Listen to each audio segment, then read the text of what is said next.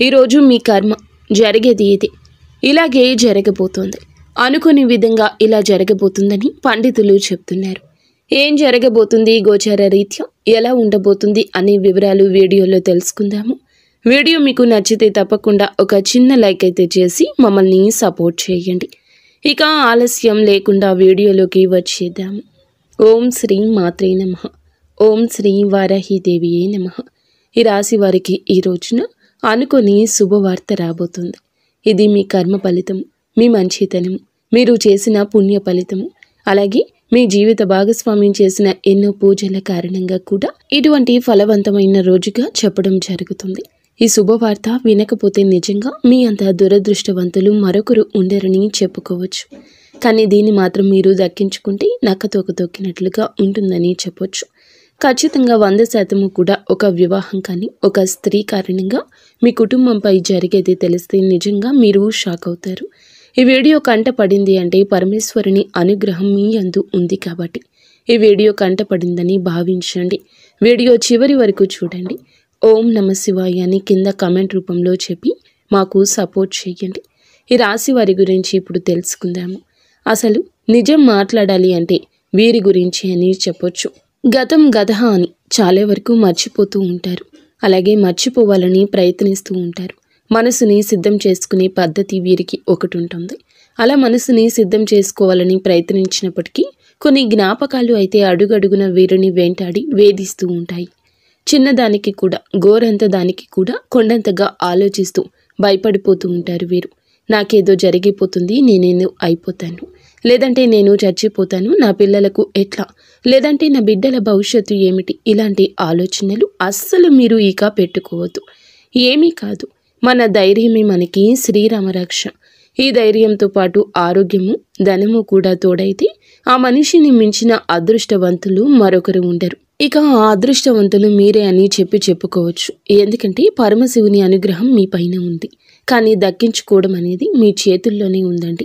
అలా కాదు, మేము ఎప్పుడూ కూడా మూడవటిగానే ఉంటాము, ఏదో ఒకటి ఆలోచిస్తూ ఉంటాము, అతిగా ఆలోచన చేస్తూనే ఉంటాము, మాతో గొడవలు పడే వారితో మేము గొడవలు పడుతూనే ఉంటాము, మాకు ఈ లైఫ్ అనేది ఇంతే, గొడవలతోనే బాగుంటుంది, గొడవలతోనే మేము టైం పాస్ చేస్తాము, మాకు ఏ ఆరోగ్యం వద్దు అనుకుంటే అది మీ చేతిలోనే ఉంటుంది. ఇప్పుడు గొడవ పడ్డం అంటే ఒక కోపం అనేది మన మనసులోకి, మన శరీరంలోకి ఎంటర్ అయ్యింది. మన శరీరంలో ప్రతి అవయవం మీద కూడా అది ప్రభావం చూపిస్తుంది. కేవలం ఆ ఒక్క కోపం మనసుని, మెదడుని డిస్టర్బ్ చేస్తుంది. గుండె ఆరోగ్యానికి మంచిది కాదు, పొట్ట ఆరోగ్యానికి కూడా అంతకంటే మంచిది కాదు. మరి పొట్ట గుండె హెల్దీగా లేకుంటే మనం ఎలా బ్రతుకుతాం చెప్పండి. కాబట్టి మీ శత్రువు లాంటి ఈ కోపాన్ని ఎంత దూరంగా ఉంచేది మీకు అంత మంచిది అనే విషయం గుర్తుంచుకోండి. మీరు ఇప్పుడు మీ మనసులో ఏదైతే అనుకుంటున్నారో, నేను హ్యాపీగా ఉంటాను, ఎవరిని పట్టించుకోను, గొడవలు పడను, ప్రశాంతంగా ఉంటాను, నా పని నేను చేసుకుంటూ ఉంటాను, నాకు నష్టాన్ని కలిగించే వారికి, నన్ను నష్టపరిచే వస్తువులకు నేను దూరంగా ఉంటాను, ఇప్పటి నుంచి నా గురించి నేను ఆలోచించుకుంటాను అని మీరు ఏదైతే నిర్ణయం మీద స్టిక్ అయ్యి ఉంటారో దాని మీదనే ఉండిపోండి. అలా ఉంటే, దాని మీదనే ఉండిపోతే నక్కతోక తొక్కినట్లు అన్నీ కలిసి వస్తాయి. అలా కాకుండా మేము గొడవలు, మనస్పర్ధలు వాటితోనే ఉంటాము, ప్రతి ఒక్కరితో ప్రతీకారం తీర్చుకుంటామని చెప్పి అనుకుంటే నిజంగా ఇంకా ఇది మీ కర్మే అని చెప్పుకోవచ్చు. కాబట్టి ఏదైనా మీ చేతుల్లోనే ఉంటుంది. వదలడం అనేది మీ చేతుల్లోనే ఉంది, వదలకుండా ఉండడం అనేది కూడా మీ చేతుల్లోనే ఉంది. ఇక అది మీ ఇష్టం. ఇక కుటుంబం పైన ఒక పెళ్లి కానీ స్త్రీ అయితే చాలా వరకు కూడా కన్నుపడింది. ఒక 10 మందికి అప్పు ఉన్నా కానీ బ్రతకొచ్చు, కానీ 10 మంది ఏడుపులు ఉంటే బ్రతకలేము. నరదృష్టి అంతా ప్రమాదకరమైంది అన్నమాట. కాబట్టి ఆ స్త్రీ ఎవరు అని అంటే కనుక మీ యొక్క రక్త సంబంధం కాదు, మీ యొక్క బంధువుల్లోని ఒక పెళ్లి కాని అమ్మాయి, కాకపోతే వయసుకు వచ్చిన అమ్మాయి, పెళ్లి వయసుకు వచ్చిన అమ్మాయి. ఆ అమ్మాయి వయసు 22, 23, 25 దాకా ఉండొచ్చు.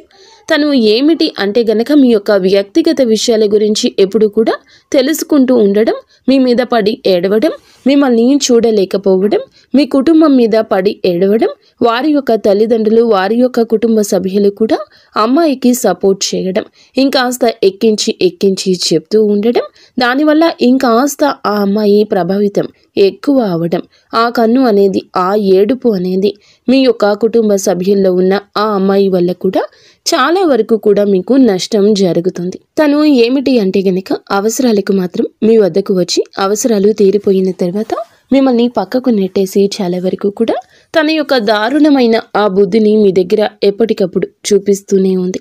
అది తెలిసి కూడా మీరు తెలియనట్లుగా వచ్చినప్పుడు చక్కగా నవ్వుతూ మాట్లాడడం, మంచిగా ఉండడం, మళ్ళీ వారి అవసరాలకు మిమ్మల్ని ఉపయోగించుకోవడం, వారి అవసరం తీరిపోయిన తర్వాత మిమ్మల్ని మళ్ళీ పక్కన పెట్టేసి వెళ్ళిపోవడం, ఇటువంటివి జరుగుతూనే ఉన్నాయి. ఎప్పుడైనా కానీ ఒక విషయం గుర్తుంచుకోండి, మనకి నష్టం చేసేవాళ్ళు మనకి అవసరాలకు ఉపయోగపడని వారు మనకి ఎంత దగ్గర వాళ్ళు అయినా, అంటే ఆప్తులైనా కానీ మనకి వారితో ఏ మాత్రము కూడా ఉపయోగం ఉండదు.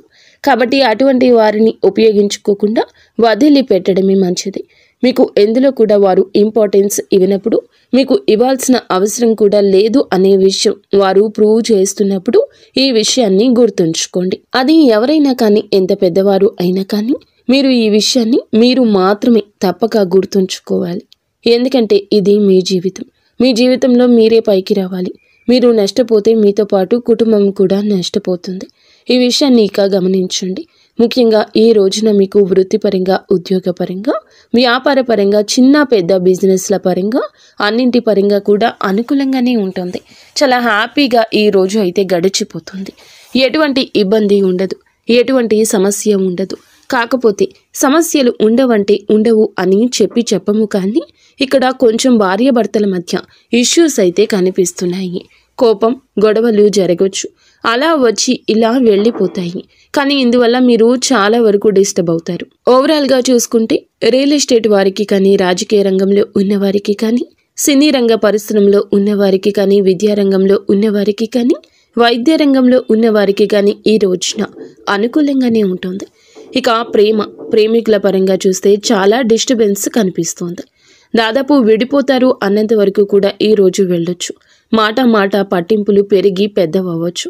ఎవరికైనా కోపం వస్తే ఎందుకు వస్తుంది, ఇవన్నీ కూడా అంచనా వేసుకుని జాగ్రత్తగా మాట్లాడుకోండి. లేదు ఈ బంధం వేస్ట్ అని చెప్పి పూర్తిగా విడిపోదాం అనుకుంటే ఇక మీ ఇష్టం. ఏదైనా కానీ గతాన్ని తలుచుకొని ఈ సమయంలో ఏది ఎంతవరకు మంచి, ఎంతవరకు నాకు నష్టం జరుగుతుంది, ఎంతవరకు నాకు లాభం జరుగుతుంది, ఎంతవరకు ఇవన్నీ కూడా అంచనా వేసి దానికి తగ్గట్లుగా ఒక అడుగు ముందుకు వేయండి. లేకపోతే వదిలి వేసేయడమే మంచిది. ఈ విషయంలో అయితే ఇక అంతా బాగానే ఉంటుంది. విద్యార్థులకు కూడాను కష్టపడితే, అంటే కష్టపడినంత దానికి ప్రతిఫలితం అయితే తప్పకుండా వస్తుంది. ప్రతి దానికి కష్టం అని చెప్తున్నారు. లైఫ్ అంతా కష్టమేనా అని చెప్పి అడుగుతారేమో. ఏమీ లేదండి, కష్టం అంటే మన జీవితంలో ఒక భాగం అన్నమాట. ఆ కష్టమే మనకి ఎన్నో సుఖాలు ఇస్తుంది, ఎన్నో ఆనందాలు ఇస్తుంది.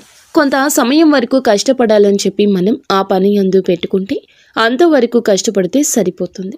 మిగతా జీవితం హ్యాపీగానే ఉంటుంది, మిగతా సమయం హ్యాపీగా ఉండొచ్చు. కాబట్టి కొంచెం కష్టపడితే ఫలితం ఎక్కువ వస్తుంది అనే విషయం గుర్తుంచుకోండి. ఇక అంతేనండి, ఈ రోజున ఎటువంటి ఇబ్బంది అయితే ఉండదు. నరదృష్టిని దూరం చేసుకునే ప్రయత్నం చేయండి. శివునికి వారంలో ఒక్కరోజైనా అభిషేకం చేసే ప్రయత్నం చేయండి. అందువల్ల మీకు చాలా వరకు కర్మ దోషాలు, జాతక దోషాలు, ఏలిన నాటి శని దోషాలన్నీ క్లియర్ అయిపోతాయి. ఎందుకంటే శివుణ్ణి దాటి ఏ గ్రహము కూడా ఏమీ చేయలేదు. ఒక విషయాన్ని గుర్తుంచుకుంటే చాలన్నమాట. అయితే అర్థమైంది కదండి, ఈ రాశి వారికి ఈ రోజు ఎలా ఉంటుందో, ఎటువంటి ఫలితాలు కలగబోతున్నాయో, కర్మ ఫలితాల నుండి తప్పించుకోవాలంటే చేసుకోవాల్సిన పరిహారం, అలాగే చేసుకోవాల్సిన దేవత ఆరాధన, ఇవన్నీ మీకు నచ్చాయని మేము అనుకుంటున్నాము. వీడియో నచ్చితే మరొక్క మారు చెప్తున్నామండి, వీడియో నచ్చితే తప్పకుండా లైక్ చేసి నలుగురికి కూడా ఈ వీడియోని షేర్ చేయండి. ధన్యవాదాలు.